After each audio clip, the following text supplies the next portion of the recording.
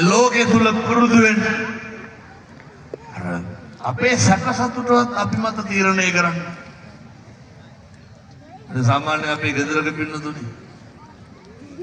Tile කැටයක් එහෙම අල්ලන්න ගත්තාම අල්ලන්නේ ස්ටෝව් උඩට බුදිය ගන්න කාමරේට ඉස්සෙල්ලා. ස්ටෝව් උඩට සායි ඒ වඩල්ල. හොඳට දැකලා තියෙනවා.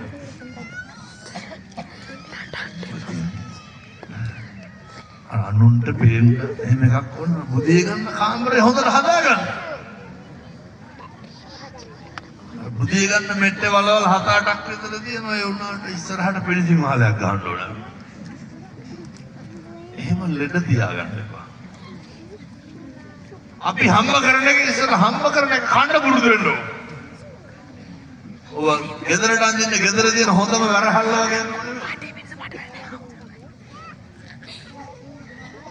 අම්මා ජාතිකර බත් කාලා තියෙනවා කැබිනට් එකේ තියෙන තැටිපිකම් බෝල් වීදුරු ඇදලා.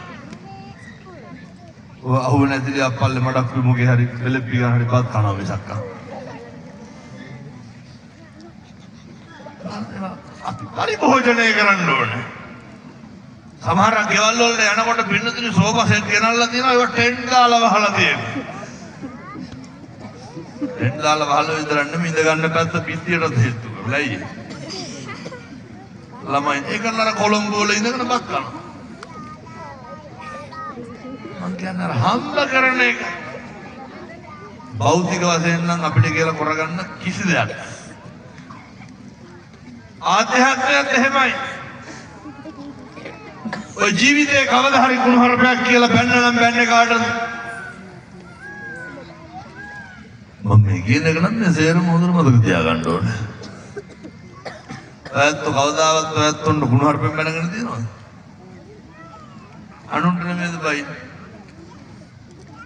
පව් පිරෙන්නේ කාටද? අනුන්ටද අපිටද? අපිට. මිනිස්සු ඊර්ෂ්‍යා කරන්නේ කාටද? අනුන්ට. පව් පිරෙන්නේ අපිට. අතන්න පුරුදු වෙන්න ඕන අනුන්ට හරියනකොට සාදුකාර දෙන්න ඕන. අනුන්ට හරියනකොට සතුටු වෙන්න ඕන.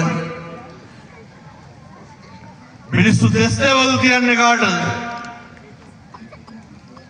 අනුන්ට. පව් පිරෙන්නේ අපිට.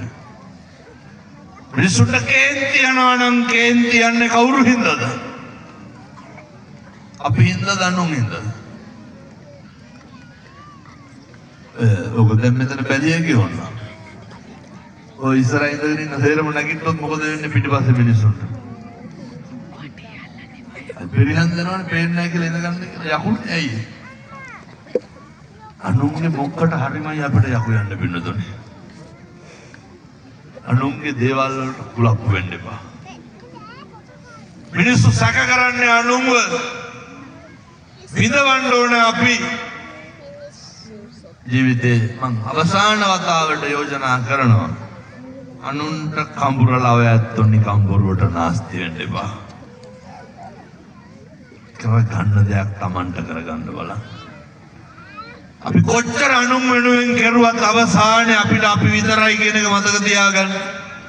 භෞතිකයත් එහෙමයි ආධ්‍යාත්මයත් එහෙමයි.